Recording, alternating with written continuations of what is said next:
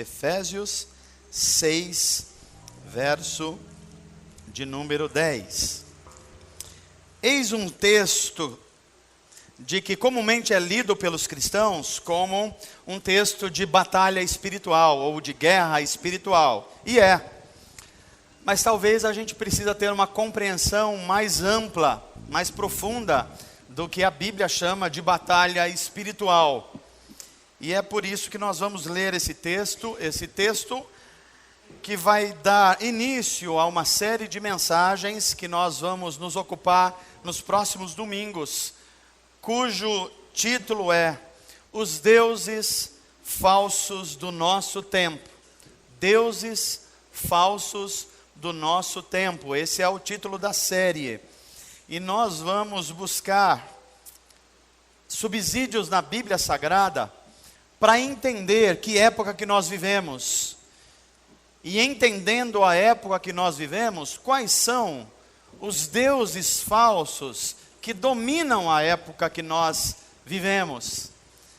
E a gente identificando, discernindo, a gente buscar a Deus e a palavra de Deus, como é que a gente pode resistir a esses deuses tão sedutores? E eles são muito sedutores. Então é por isso que a gente vai à Bíblia Sagrada. Então nós vamos ler. A gente vai ter o texto aqui? Não, né? Porque eu estou com uma outra versão aqui. Se tiver, eu vou ler com vocês aqui primeiro, depois leio com a versão que está comigo. Já apareceu? Ok. Então diz assim, palavra de Deus. Finalmente, Paulo está dando várias instruções. Então ele diz, finalmente, fortaleçam-se no Senhor. Paulo já está falando aí que a gente pode se fortalecer em outras coisas. E ele diz, não façam isso. Fortaleçam-se no Senhor e no seu forte poder. Verso 11. Vistam toda a armadura de Deus. Uma ideia de que nós vivemos num mundo onde há guerras e batalhas sendo travadas. Batalhas pela mente, batalha pelos corações humanos. Para quê? Para poderem, volta um pouquinho, para poderem ficar firmes contra as ciladas ou as estratégias do diabo. Verso 12. Pois a nossa luta não é contra os seres humanos, mas contra os poderes e autoridades, contra os dominadores deste mundo de trevas, contra as forças espirituais do mal, nas regiões imateriais ou celestiais. Verso 13. Por isso, vistam não apenas um capacete, não apenas peguem uma espada, mas vistam toda a armadura de Deus, para que vocês possam resistir no dia mau. E o dia mau chega para todo mundo. E vocês permaneçam inabaláveis, depois de terem feito o quê? Tudo que foi instruído anteriormente. Verso 14. Assim mantenham-se firmes, cingindo-se com o cinto da verdade. Cingir é vestir-se. Vestindo a couraça da justiça. Verso 15. E tendo os pés calçados com a prontidão das boas novas do evangelho da paz. Verso 16. Além disso, usem o escudo da fé, sem o qual ou com o qual vocês poderão apagar todas as estratégias, as setas inflamadas do maligno. Verso 17. Use o capacete da salvação e a espada do Espírito, que é a palavra de Deus. E orem no Espírito. Acho que voltou, né? Orem no Espírito em todas as ocasiões. Quais ocasiões? Para eu levantar da cama eu preciso orar? Para eu tomar uma decisão para negócios, preciso orar? Para eu criar os filhos no temor do Senhor, eu preciso? Para eu decidir sobre uma carreira profissional, eu preciso orar para tudo, em todas as ocasiões, com toda oração e súplica. Tendo isso em mente, estejam atentos e perseverem na oração. Não é orar em 2017 e voltar a orar só em 2018. É perseverar na oração por todos os santos. Amém? Fecha os teus olhos, vamos orar. Pai, nós te agradecemos pela tua palavra, por esse culto, pelos nossos irmãos e amigos, pelas pessoas que estão em casa, as pessoas que estão vendo esse vídeo ou verão durante a semana. Nós pedimos que eles recebam essa palavra nos seus corações e os seus corações sejam abertos, os seus olhos espirituais abertos, para que a gente ouça, mas não só ouça, essa mensagem entre para dentro de nós e transforme as nossas mentes e corações e leve a gente a ser um agente do reino de Deus, levando cura, salvação, transformação e, sobretudo, discernindo os falsos deuses sedutores do nosso tempo. Ajuda-nos pela tua palavra e no poder do teu Espírito Santo. Assim nós te pedimos, em nome de Jesus. Amém. Começamos hoje uma nova série de mensagens bíblicas. Essa série busca responder a algumas questões que estão diante de nós no nosso tempo.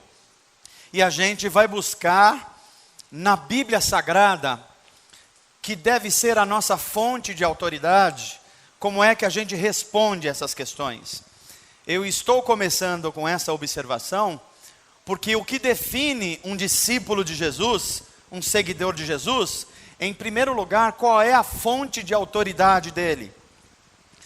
Porque se a fonte de autoridade de alguém for a mídia, ele está perdido. Se a fonte de autoridade de alguém for as suas posses, igualmente ele está perdido, porque isso vai variar. Se a fonte de autoridade for o conselho do vizinho, você já sabe o que pode acontecer. Qual é a fonte de autoridade na sua vida? Quando você tem dúvida, o que ou quem você consulta?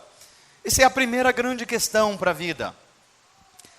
Em segundo lugar, a gente precisa olhar para a vida sagrada, porque como é que a gente pode viver e como é que a gente pode principalmente resistir àquilo que a própria Bíblia ensina, que são coisas ou pessoas que funcionam como Deus, um Deus falso, mas ainda assim um Deus no nosso tempo.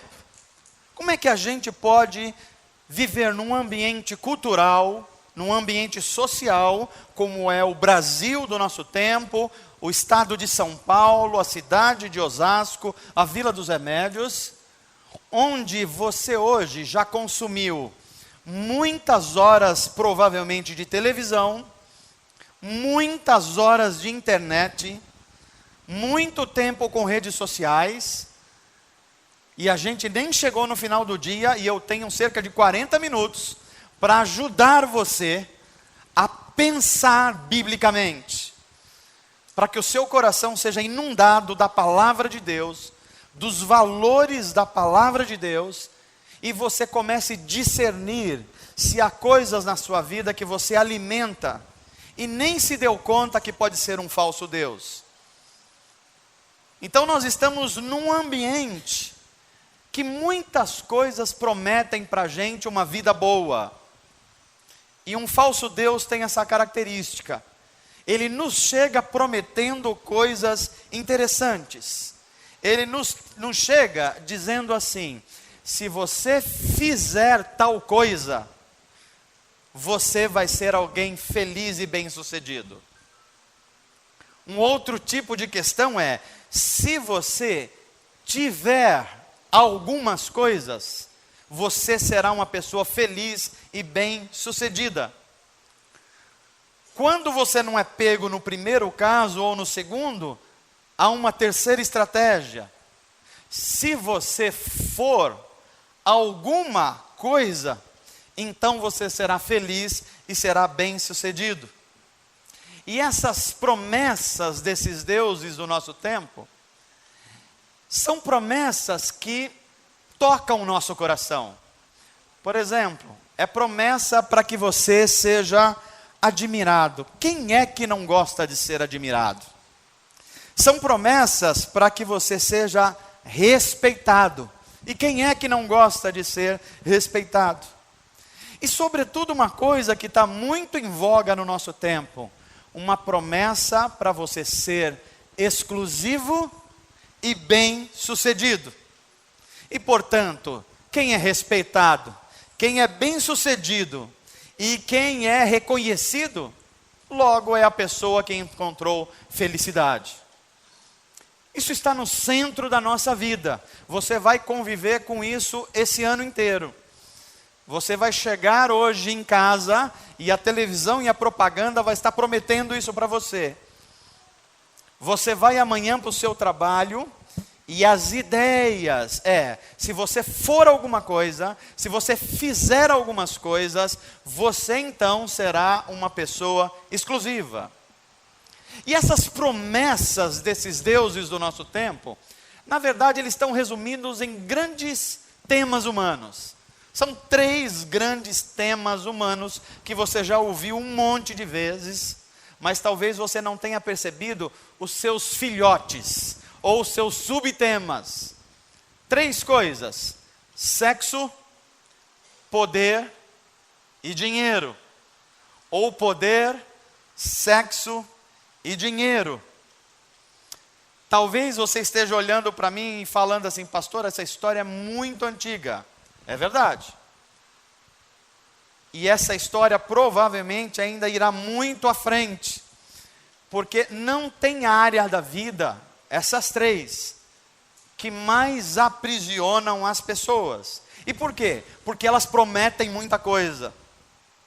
Por exemplo, quando a gente olha para a sexualidade humana, nós vivemos hoje a chamada cultura do prazer. O que é a cultura do prazer? Não vá contra os seus gostos. Não vá contra o seu coração. Todo mundo está se divertindo, faça o mesmo. Se você tiver vontade, não mate a sua vontade, porque o Freud falou que o que deixa um ser humano maluco é ele reter as suas vontades. E aí vem a primeira questão: quem é a fonte de autoridade na sua vida? E o sexo tem os seus filhotes. Um dos seus filhotes é a propaganda. Eu não sei se você percebe, claro que você deve ter percebido, porque os homens do marketing perceberam, qualquer venda hoje na televisão e na internet, ele passa por alguma imagem de sensualidade. É ou não é? Vai se vender milho na televisão, o que aparece? Uma modelo. Vai se vender, sei lá, remédio para dor de dente.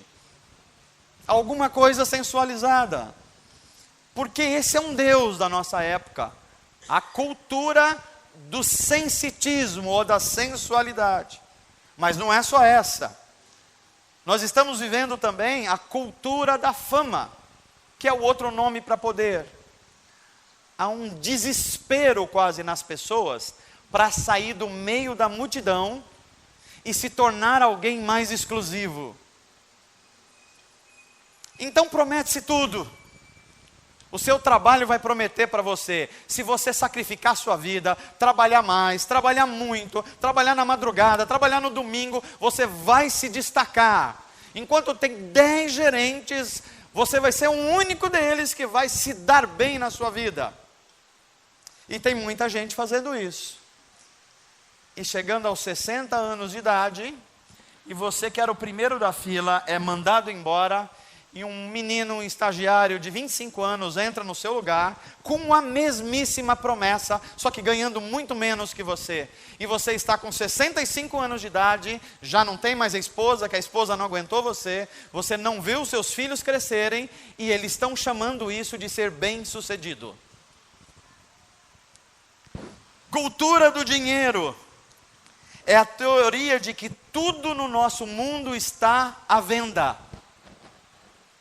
O romance está à venda. A ética está à venda.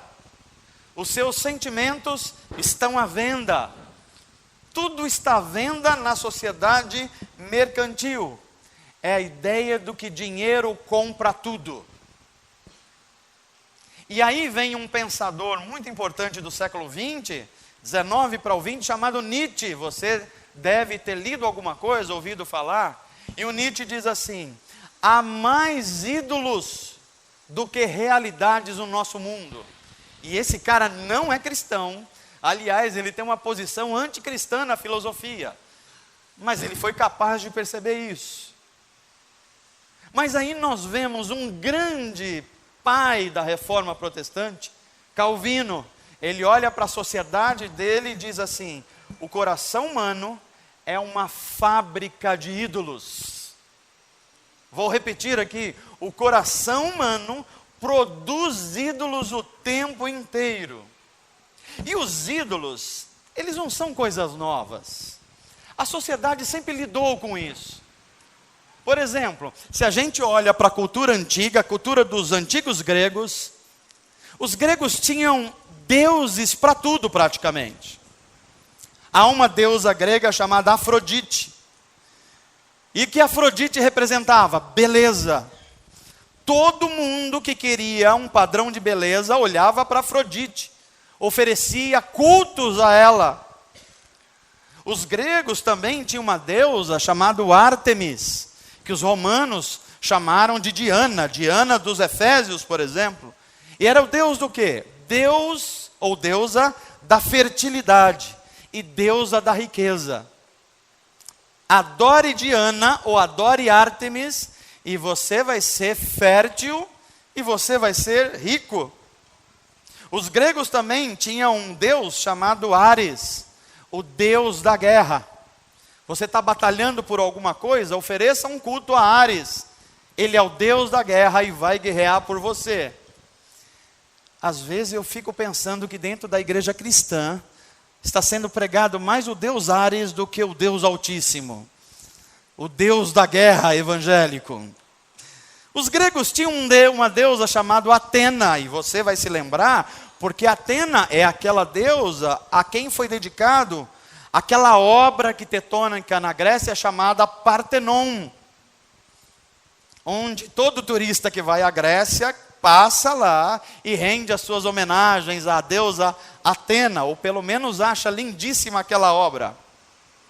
E aí você vai olhar para mim e falar: pastor, esses ídolos foram todos do passado. Hoje, ninguém mais olha para esses nomes, ninguém mais segue esses deuses. E eu vou ser obrigado a discordar de você e tentar mostrar a você que esses deuses só trocaram de nome. Apenas isso. Porque se a gente não adora mais Atena no Partenon, é só você ver Avenida Paulista, Aberrini, Manhattan, Londres, e você vai ver as torres empresariais dotadas de homens de poder que dão as ordens para o mundo. Não é mais Partenon, são as torres empresariais. Você vai falar: mas ninguém mais adora um deus do prazer, pastor. Não mesmo. É só você ver a oferta de spas no Brasil inteiro e no mundo inteiro, oferecendo uma vida dos deuses para você. Pastor, ninguém adora mais Afrodite, a deusa dos prazeres. Não mesmo. É só olhar na cidade de São Paulo e na cidade de Osasco, quantos templos que agora não chamam mais Afrodite, mas chamam academia. Prepare-se para o verão, faça spinning e seja mais feliz. Diminua 1,5 kg e seja admirado pelo mundo inteiro. Templos, os templos vão mudando de nome, vão virando redes, e eles estão aí o tempo todo.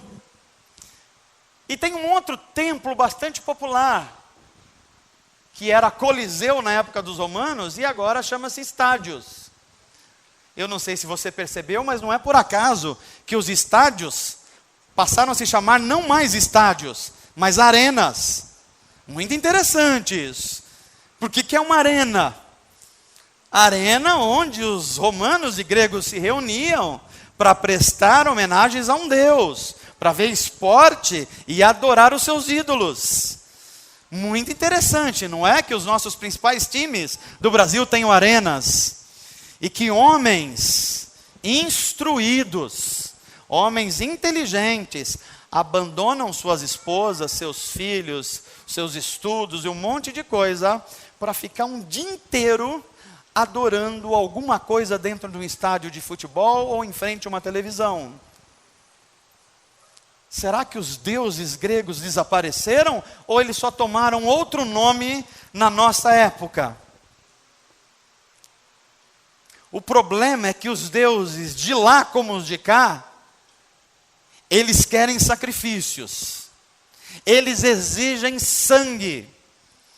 Os deuses nunca dão nada de graça. E principalmente os deuses, eles não são facilmente satisfeitos. Vou dar um exemplo de um deus do nosso tempo chamado cultura da ganância. Não basta a gente ter alguma coisa que a gente precisa. A gente sempre quer mais um pouco.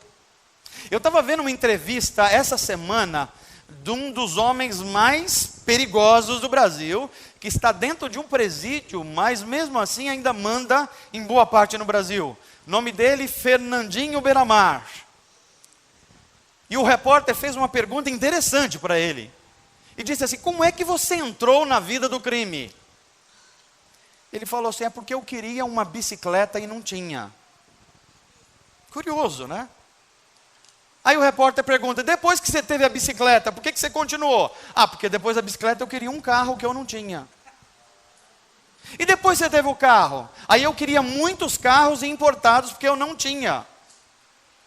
E depois disso tudo? Depois eu pegava muito trânsito, então eu precisei de um helicóptero. Cultura da ganância. Não basta você ter o que você precisa. Você precisa ser exclusivo. Ter o que o outro não tem. Mas não é só a cultura da ganância. A cultura do prazer. E esse é um Deus muito sutil. Porque se você olhar para as UTIs, para os centros de recuperação de pessoas em acidentes, se você olhar para as clínicas de recuperação, se você olhar para lugares de dependentes, todas essas pessoas foram seduzidas pelo Deus prazer. Em algum momento esse Deus prazer disse para elas assim: faz o que você tem vontade. E a pessoa fez. Aí ela teve mais vontades. Aí fez mais. E foi fazendo e obedecendo esse Deus, até que se percebeu escravizado. Porque é assim que funciona um falso Deus. Primeiro você tem uma promessa. Depois você tem uma obrigação de fidelidade. E depois você fica aprisionado. Assim funcionam os falsos deuses. Eu vou agora dar um exemplo de algo da cultura popular que vai fazer você fixar um pouquinho melhor o que eu estou falando. Alguém daqui viu o filme Senhor dos Anéis? Alguém viu? Ou leu o livro? Ou viu na internet? Quem já ouviu falar desse termo, Senhor dos Anéis? Ok. Quem já ouviu falar de um livro da Bíblia chamado Sofonias? Parece que o Senhor dos Anéis está mais popular que Sofonias. Mas tudo bem, o Senhor dos Anéis vai nos ajudar a entender o que Sofonias diz. Porque nesse livro, o Tolkien, que é um autor cristão, de muita percepção do mundo, ele escreve uma história de um homem, de um deus chamado Sauron, que é o deus do escuro, que ele fabrica alguns anéis. E um desses anéis, o anel 1, é o anel mais cobiçado do mundo. Por quê? Porque esse anel, quem o detém, também detém muito poder, muita exclusividade. E essa história é muito rica, porque esse anel de Sauron deixam as pessoas quase cegas. Quando elas estão perto desse anel, elas não pensam mais, elas não raciocinam mais, elas ficam quase no estado de encantamento. E quando elas têm acesso ao anel, elas se tornam quase que outras pessoas. A pessoa que era, digamos assim, um pouquinho egoísta, o poder do anel leva ela a um extremo de egoísmo. Uma pessoa que gostava um pouquinho de poder, o poder do anel exacerba isso e leva ela ao extremo do poder. Uma figura muito interessante para os nossos tempos. Porque o anel, ele começa a pessoa tendo o anel e achando que encontrou a felicidade. No decorrer da história você vai vendo que é o anel que tem a pessoa. Que ela vai começando a fazer o que o anel quer e não o anel faz o que ela quer. Falsos deuses são assim. Eles amplificam os desejos do coração humano até que a pessoa se veja absolutamente aprisionada. Porque os ídolos são assim. Os ídolos são vícios espirituais. Coisas boas que existem e que aos poucos, sorrateiramente, vão tomando o lugar de Deus na minha vida e na sua vida.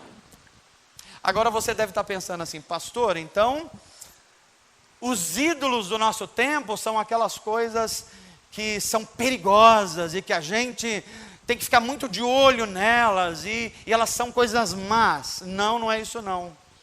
Quase sempre um ídolo é uma coisa boa da vida. É uma coisa que Deus nos deu para ser desfrutada de alguma forma. As melhores coisas da vida são as coisas que têm o maior potencial de ser um Deus falso para você. Vou dar alguns exemplos para você situar o que eu estou falando aqui. Um ídolo é qualquer coisa que vai se tornando mais e mais e mais importante para você, até que chega uma hora que você faz tudo por isso. Você faz qualquer coisa por isso.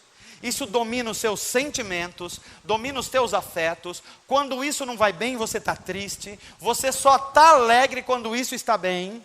Então você se tornou dependente disso. Um primeiro exemplo para você, carreira profissional. Uma bênção, carreira profissional. Deus nos deu habilidades para o trabalho, nos deu inteligência, poder de criatividade.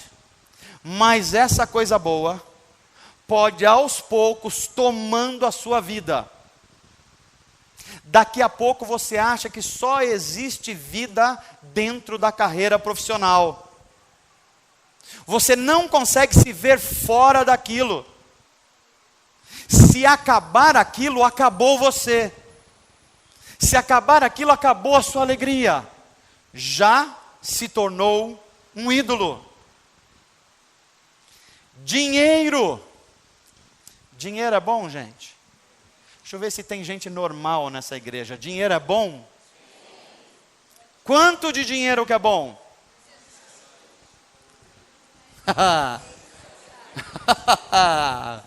Essa resposta de vocês, eu não sei se ela passaria num bom teste, não. Se alguém chegasse para você e falasse assim, eu tenho muito dinheiro aqui, quanto dinheiro você precisa? Aí você fala assim, o necessário. É assim que você responde? Dinheiro é bom. Dinheiro serve para um monte de coisa boa. Até que você seja dono do dinheiro. Quando o dinheiro passa a ser o seu dono, ele já se tornou um Deus falso para você. Quando você tem muito, você tem alegria. Quando diminui, você entra em desespero. Os ídolos falsos dominam os seus afetos, dominam o seu humor, dominam o seu tempo, dominam o que você faz. Um outro Deus interessante do nosso tempo, romance. Essa pergunta é mais fácil. Romance é bom, gente? Você que está casado há 69 anos, romance é bom? Tem alguém casado aqui há menos de um ano ou não? Menos de um ano? Tem gente. Romance é bom ou não é, Cris? É muito bom. Romance faz você ficar assim. Eu ia usar uma palavra aqui que eu vou evitar, mas você fica meio que andando nas estrelas. Não é isso? Quando alguém está apaixonado, você ora na cara assim, nota isso. A pessoa está com os olhos assim, com estrelinhas. Não é? Isso. Está alegre da vida, isso é muito bom. E Deus nos deu essas coisas boas. Mas se uma pessoa não tomar cuidado, a pessoa que é alvo do romance vai se tornando um Deus falso. E daqui a pouco está mudando a pessoa, não só em algumas coisas, mas tornando a pessoa psicologicamente escravo da outra. E a pessoa olha um dia para outra e fala assim, olha, sem você eu morro. Se fosse alguém do Nordeste, fala assim, morra traste. É quando vai se perdendo o controle das coisas e o controle da realidade. Quantas moças inteligentes e bonitas, espertas, sábias, mas entraram para o romance, que era uma coisa legal. Mas daqui a pouco você olha para essas pessoas e fala assim, essa pessoa está cega. Essa pessoa não está enxergando para onde ela está caminhando. Essa pessoa não está vendo o abismo na frente dela. Por quê? Porque antigamente ela tinha relacionamento com os pais, com os amigos, ela falava com as pessoas, dava risada, mas começou um romance para alguém e esse alguém asfixiou a pessoa. Não, agora você não fala mais com a sua mãe, você não fala com o seu pai, você não fala com seus amigos, você não vai mais onde você ia. Inclusive esse negócio de ir para a igreja, esse negócio para gente mais antigo, a gente vai viver na boa, nós somos jovens, jovens é outro papo. E o romance vai se tornando um Deus. Quando esse Deus não age mais rápido do que imaginado, e não chega uma gravidez precoce, e todo um projeto de vida é interrompido, e nasce uma criança que tem uma grande tendência a repetir a vida da mãe, e um ciclo de aprisionamentos vai acontecendo, ou vão acontecendo. Por quê? Porque alguém deixou o Deus romance dominar a si. Eu não tenho tempo de falar muitas aqui deuses, mas imagina um Deus chamado tecnologia. Existe ou não existe? Quanto tempo a sua esposa está ficando no celular? E o seu marido? E os videogames? E as brincadeiras de gente grande? Tecnologia. Lazer é coisa boa. Mas meus irmãos, tem pessoas que se ele tiver uma oportunidade de lazer, você não encontra mais essa pessoa. Não é isso que eu quero. Vou mergulhar de cabeça, não saio mais daqui. É isso, um Deus falso. Domina a pessoa de um jeito. A gente vai olhando. Filhos, pode se tornar um Deus falso? Oh! Quantos pais lidando com os filhos e projetando no filho uma divindade. Esse filho vai fazer com que eu seja uma pessoa importante. Esse filho vai me fazer tudo que a nossa família está esperando. Esse filho eu vou fazer tudo por ele ou essa filha, porque vai valer muito a pena. E quanta gente se decepcionando com isso. E esse Deus tem cobrado um preço muito alto, muito alto. Deuses como posição política. Nós acabamos de sair um ano no Brasil que muita gente fez uma posição política um Deus. Coxinhas e mortadelas. Se você é coxinha, não é meu irmão. Se você é mortadela, você não é meu irmão. Deuses que exigem fidelidade, deuses que vão aprisionando. Artes, e aí os artistas têm um Deus que é muito próximo dos artistas. Quando a arte, que é algo bom de Deus, e que reflete a beleza e a glória de Deus, passa a ser um Deus à parte. E eu uso Deus para ter sucesso artístico. Quem é Deus? Deus é um meio para eu atingir um outro Deus que está exigindo tudo de mim. Exigindo que eu deixe minha família, que eu deixe minha fé, que eu deixe meus sonhos. Ele está exigindo tudo e eu preciso obedecer porque eu quero ser bem-sucedido. Deuses falsos que cobram preços altos. Vou falar só um último para a gente, para o final dessa mensagem. Um Deus chamado esporte. Esporte é bom ou não é, gente? Não é legal ver uma partida de futebol? Só se for do Barcelona, né? Porque, pois é, tá feio o negócio, né? Tem coisa que não é mais arte nem esporte, é outra coisa. Mas é legal você sair, jogar um tênis, você fazer caminhada, você fazer corrida. Mas rapidamente, essas coisas podem ir aprisionando você. E você não conversa com mais ninguém num domingo à tarde, porque tem uma partida de futebol. E você que começou a correr, e eu incentivo você a correr, para ter boa saúde, daqui a pouco correu o 2K, o 5K, o 10K, o 20K, o 40K, e você está procurando o K, porque agora você está viciado nos Ks. E agora você não tem mais tempo para outra coisa, porque a vida é o K. Cada uma dessas coisas pode se tornar uma espécie de anel de Sauron. Você quer muito, e quando você tem, não é você mais que tem, é o anel que tem você. E você se tornou um escravo. E quando você se tornou um escravo, e deixa eu dar uma dica para você. Quando é que um Deus falso começou a ter domínio sobre você? É quando ele começa a afetar os seus sentimentos, os seus afetos.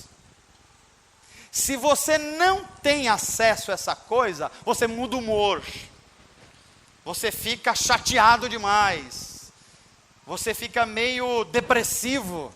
Isso é um sinal. Isso é um sinal que algo já está fora de controle, porque toda vez que alguém levar o seu humor, levar a sua alegria, você não pode ficar sem, é porque isso já entrou num estágio chamado adoração. E quando nós vamos para a Bíblia Sagrada, a gente vai ver que toda adoração, que não é ao Deus Altíssimo, é uma espécie de adultério. Olha que coisa interessante a Bíblia Sagrada. A Bíblia vai dizer que nós casamos com Cristo. Nós somos uma noiva. E Jesus é um noivo. Nós temos um relacionamento espiritual. E toda vez que nós colocamos uma terceira coisa nesse relacionamento, a Bíblia vai chamar isso de adultério espiritual. A Bíblia também vai usar uma metáfora política. Nós temos uma relação com Deus que nós somos servos e Ele é Senhor, portanto é um relacionamento político. Mas a gente pode pegar um falso Deus da política humana e colocar no meio desse relacionamento. Isso é um adultério espiritual, uma paixão política desmedida, uma paixão ideológica desmedida. A Bíblia vai usar uma outra metáfora, que é uma metáfora religiosa. Nós oferecemos sacrifícios de louvor a Deus, mas quando entra um Deus estranho, vai exigir de você outros sacrifícios, e vai entrar no meio da sua relação com Deus. E não há deuses falsos que não exigem sacrifício, para serem aplacados, para que a raiva deles diminua. e você seja, entre aspas, abençoado. Uma palavra para você levar para sua casa essa semana.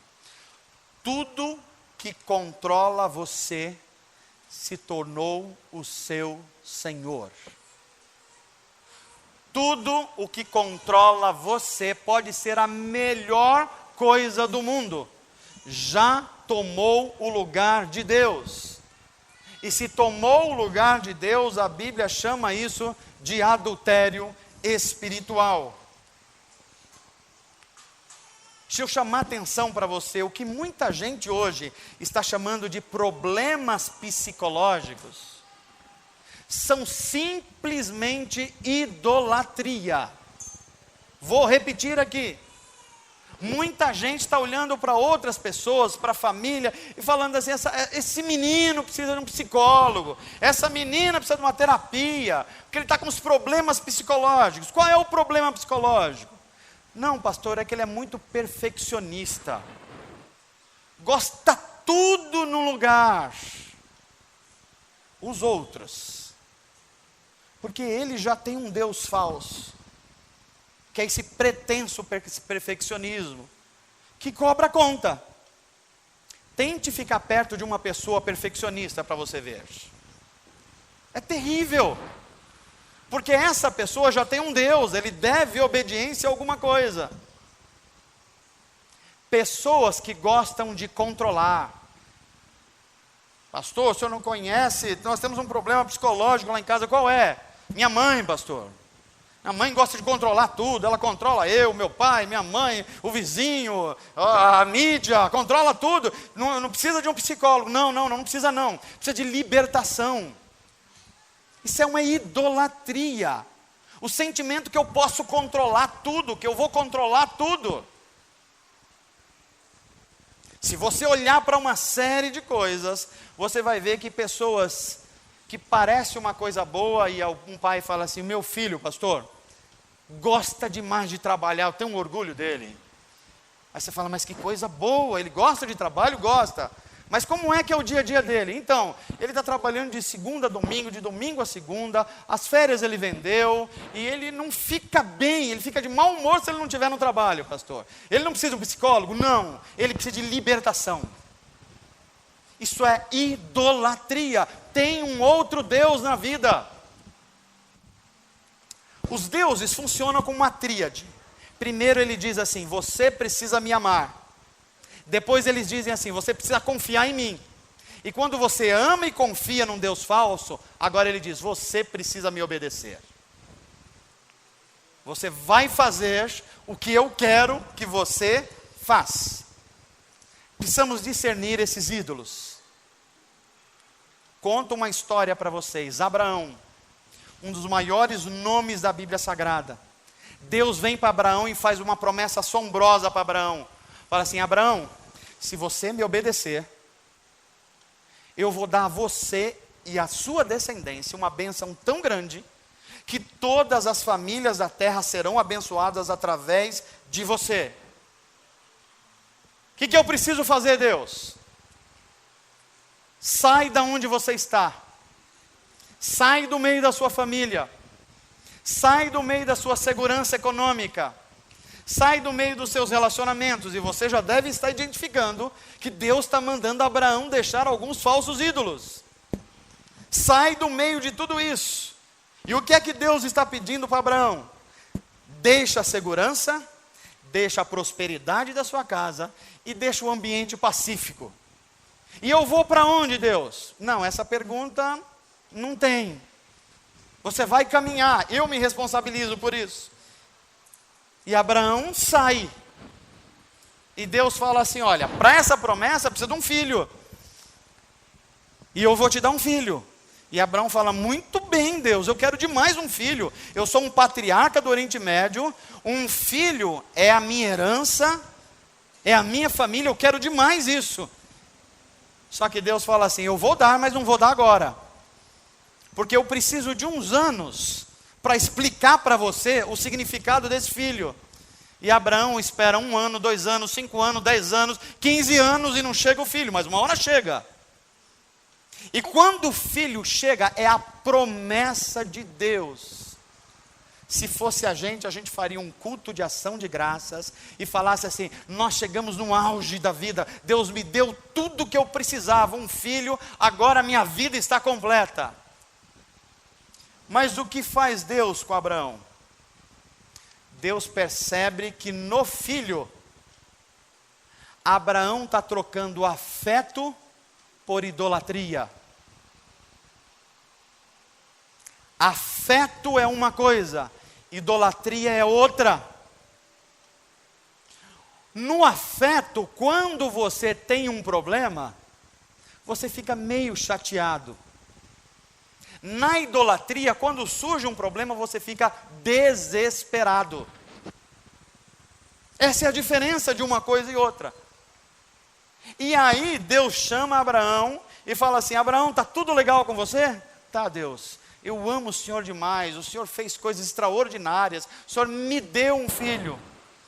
E Deus começa a perceber que Abraão está amando a Deus, não por quem Deus é, mas pelo que Deus faz.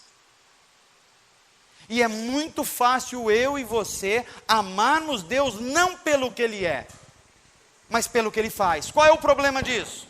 Quando Deus não faz o que você quer, você deixa de amá-lo. Aí Deus chama Abraão e fala assim: Abraão, tem um segundo chamado para você. Pode dizer, Deus, tem mais bênção para mim? Tem, Abraão. Pega o seu filho Isaque, vai lá para os montes de Moriá e sacrifica o seu filho a mim. A afeição de Abraão tinha se tornado adoração a Isaque. E Deus confronta um Deus falso em Abraão. Abraão, você é capaz de abrir mão disso que está dominando você? Queria que você prestasse atenção aqui. A gente acha que Deus mandou Abraão simplesmente matar o seu filho Isaque. Não é isso não. Se você ler a sua Bíblia, Deus manda Abraão sacrificar Isaque num altar. Não é matar Isaque numa tenda. O que Deus está falando para Abraão é que existe um Deus falso na relação dele com o filho. E um Deus falso precisa ser sacrificado. E o lugar do sacrifício é um altar. É por isso que Isaque vai para o altar do sacrifício. E essa relação é muito interessante, porque no momento que passa um filme na cabeça de Abraão e fala assim: Deus está me pedindo aquilo que vai ser a sequência da minha família. Porque, gente, um filho primogênito na época de Abraão é muito diferente do nosso tempo. Na época de Abraão, no mundo antigo, o primeiro filho era tudo. E se fosse um filho homem, então, era tudo que um pai queria. Porque ele teria o nome da família, ele teria os bens da família, ele levaria o nome da família à posteridade. É isso que Deus está pedindo para Abraão.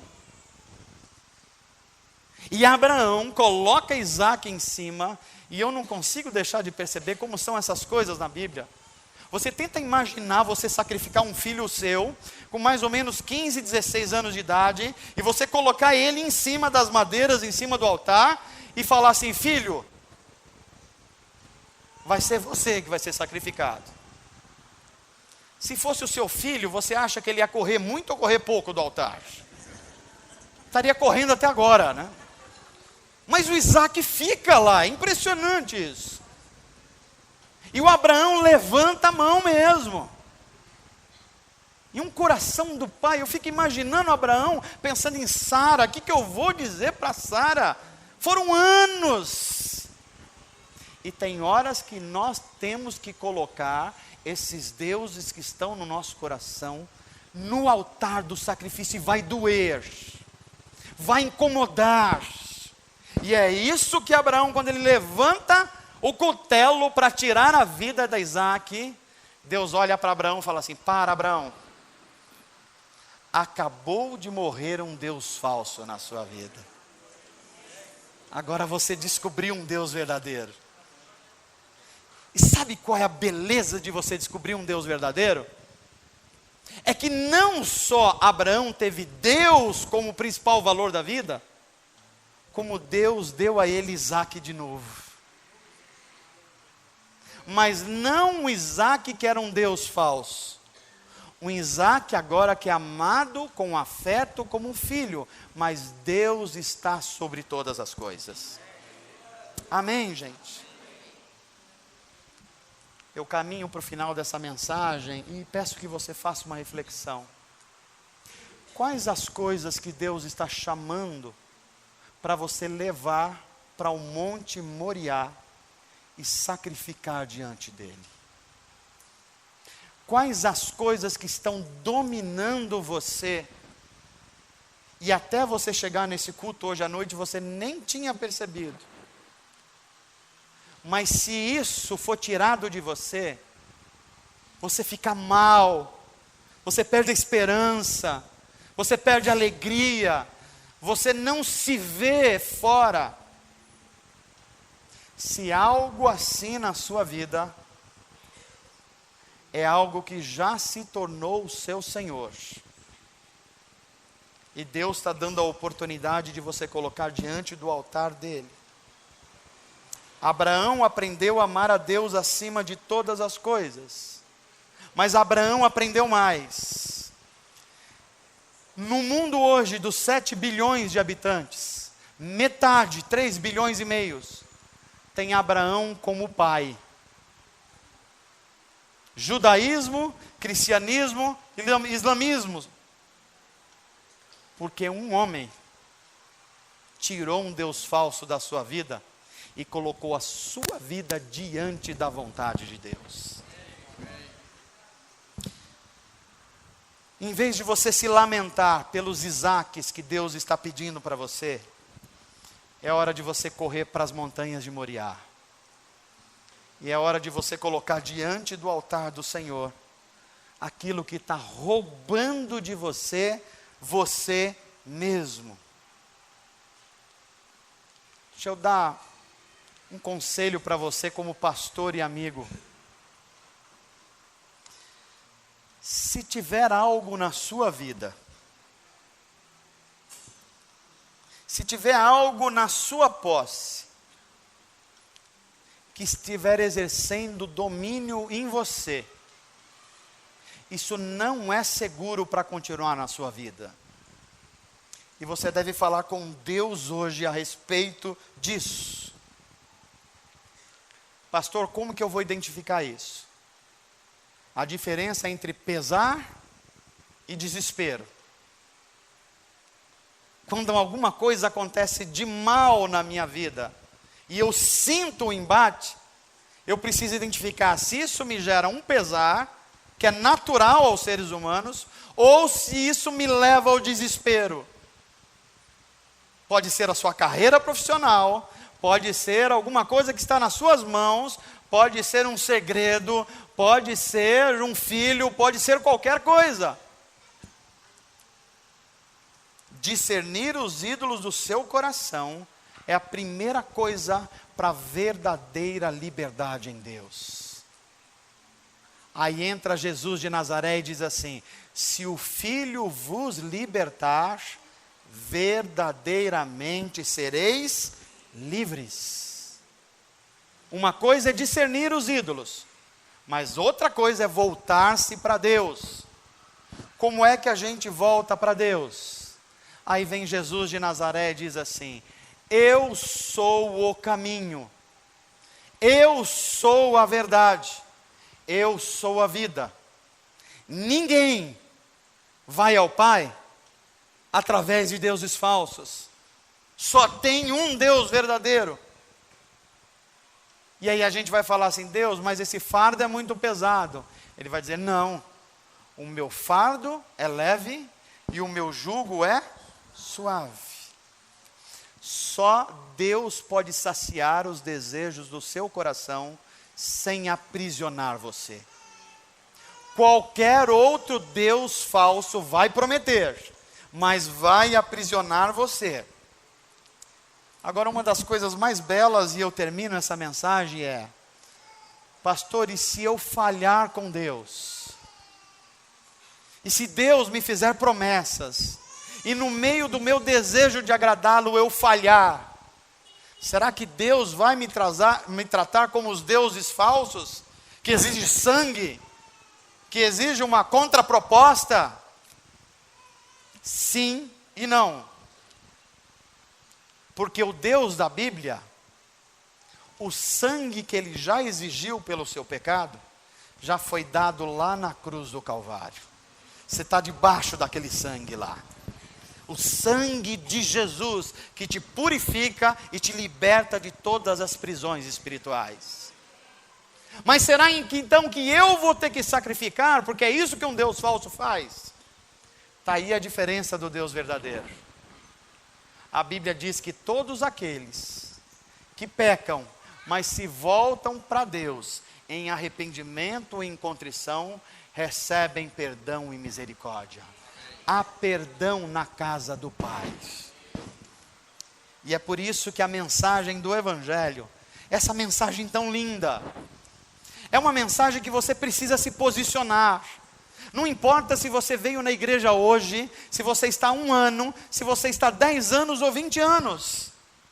O Evangelho é a mensagem de que Deus, em Jesus Cristo, deu-se aos seres humanos, quebrando todos os poderes dos falsos deuses, para que você pudesse ter liberdade. Liberdade para adorá-lo, liberdade para servir, liberdade para usar as coisas boas da vida, sem se aprisionar pelos falsos deuses. Amém, gente? Vocês creem que Deus está trazendo liberdade para nós hoje? O Evangelho é assim. O Evangelho é a boa notícia de que o que você precisava fazer e não podia, Deus fez. Mas há coisas que você precisa fazer. E uma das coisas que você precisa fazer é descobrir quais os Isaques que precisam ser sacrificados na sua vida, para que você tenha Deus como centro da sua vida e utilize o Isaque de forma correta. Vamos falar com Deus a respeito disso? Feche os teus olhos, eu queria orar com você. Eu queria deixar você a sós nesse momento. Você pode ter vindo aqui nessa celebração e perder esse momento especial e sair daqui do mesmo jeito. Mas você pode fazer diferente. Você pode abrir os seus olhos espirituais e falar com Deus agora. E falar: Senhor, obrigado por ouvir a Tua palavra no começo do ano. Porque eu reconheço que durante todo o ano passado, algumas coisas se tornaram deuses falsos para mim. E eu estava inclusive sacrificando o Senhor no altar da carreira profissional. Eu estava sacrificando o Senhor no altar dos prazeres. Eu estava sacrificando o Senhor por causa de um dinheiro a mais. Eu estava sacrificando o Senhor confiando na minha inteligência. Mas Deus está chamando você para identificar esses ídolos do coração humano, do seu coração e da sua cultura, e sacrificá-los diante do Deus Altíssimo. Porque se você tiver a coragem de fazer isso, a promessa de Deus é muito maior. A promessa de Deus, para aqueles que têm a coragem de identificar e sacrificar os seus ídolos, é você ter a Deus acima de todas as coisas, e as outras coisas necessárias vos serão acrescentadas. Com Deus você tem Deus acima de tudo, e as boas coisas da vida sendo usadas adequadamente. Sem Deus você nem tem Deus, e nem tem as outras coisas, porque os deuses falsos vão cobrar um preço alto de você. É por isso que você precisa se posicionar. Pai, nós oramos e colocamos o nosso coração aberto diante do Senhor. E pedimos que o Teu Espírito nos ajude a identificar os falsos ídolos do nosso coração. Alguns podem estar sendo sacrificados pela estética, outros pelo desejo de ser reconhecidos, outros estão aprisionados pela pornografia, outros pelos ídolos políticos, outros pelas tradições religiosas. Mas tudo isso são falsos deuses, Senhor. E eles cobram um preço altíssimo. Ensina a gente a identificá-los nessa noite e abrir mão deles na ajuda e no poder do Espírito Santo. Nos ajuda nessa noite, Senhor. Eu oro por aqueles pais que estão em lutas com seus filhos, aqueles filhos que estão em luta com seus pais, buscando ter um relacionamento sadio. Entra na vida deles, Senhor. Tira esses falsos ídolos. Eu oro pelos jovens que estão aprisionados pela estética, pelas imagens padronizadas. Eu oro por aqueles que estão aprisionados, tendo como fonte de autoridade outras coisas que não a tua palavra, Senhor. Tira esses ídolos, traz eles abaixo nessa noite. Nós queremos colocar na tua cruz esses ídolos, aos pés da tua cruz, para que lá a gente encontre vida e vida de verdade. Nos dá de novo a paixão por Jesus Cristo, nos dá de novo ser cheios do Espírito Santo, olhos espirituais, uma mente que tem a tua palavra como juiz de todas as coisas. Não deixa a gente ser enganado pelos desejos equivocados do nosso coração. E faz a gente se entregar a Ti hoje, arrependidos e com fé, colocando tudo aos pés da cruz e dizendo: Senhor, não há outro bem além de Ti. Não há outro bem além de Ti. Que os falsos ídolos do meu coração caiam por terra. Que os falsos líderes que exercem pressão sobre mim caiam por terra. Que os falsos ídolos da nossa cultura caiam por terra.